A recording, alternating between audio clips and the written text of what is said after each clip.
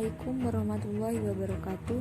Salam sejahtera, namo buddhaya, Om Swastiastu, salam kebajikan.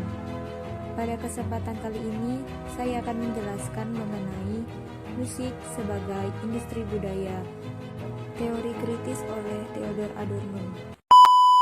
Theodor Adorno, dengan nama lengkap Theodor Ludwig Wissengrad Adorno, lahir 11 September 1903 dan meninggal 6 Agustus 1969 pada umur 65 tahun. Dia adalah seorang sosiolog, filsuf, musikolog, dan komponis berkebangsaan Jerman pada abad ke-20. Theodor Adorno merupakan salah satu anggota yang menganut mazhab Frankfurt.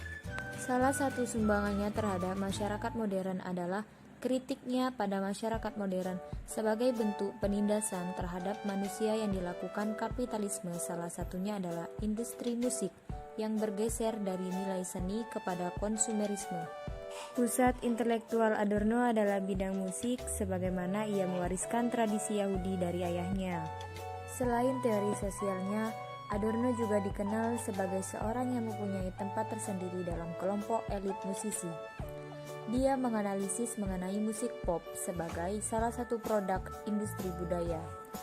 Musik pop merupakan objek analisisnya dalam memandang budaya populer yang berkembang di masyarakat berkat kehendak kaum kapitalis. Menurutnya, hal yang mendasari teori musik pop adalah standarisasi dan individualitas semu. Dalam membuktikannya, Adorno menggunakan musik klasik sebagai pembanding. Konsep industri budaya sendiri muncul berdasarkan pengalaman Adorno dan Horkheimer sebagai imigran Jerman yang bermukim di Amerika Serikat. Mereka menjelaskan konsep industri budaya untuk mengkritik nasib kemanusiaan dalam kapitalisme yang sama buruknya dengan kekejaman Nazi di Jerman terhadap kaum minoritas, seperti penganut Yahudi, kaum Gypsy, gay, dan lesbian. Dijelaskan juga dalam buku Adorno yang berjudul Dialectic of Enlightenment. Bersama anggota mazhab Frankfurt lainnya yang berada di Amerika, menyaksikan secara langsung situasi di Amerika pada waktu tersebut yang syarat dengan budaya massa, tetapi minim intervensi dari pemerintah. Budaya massa pada saat itu berupa film, musik, radio, televisi, dan lainnya dikontrol oleh korporasi-korporasi besar tanpa ada campur tangan negara. Maka, hal tersebut yang menyebabkan munculnya budaya massa yang dikomersialkan masyarakat kapitalis. Adorno dan Horkheimer kemudian mengembangkan diskusi tentang industri budaya yang merupakan sebutan untuk industrialisasi dan komersialisasi budaya di bawah hubungan produksi kapitalis. Tesis industri budaya dibangun dengan pemahaman tentang proses komodifikasi budaya atau seni dalam konteks kapitalisme.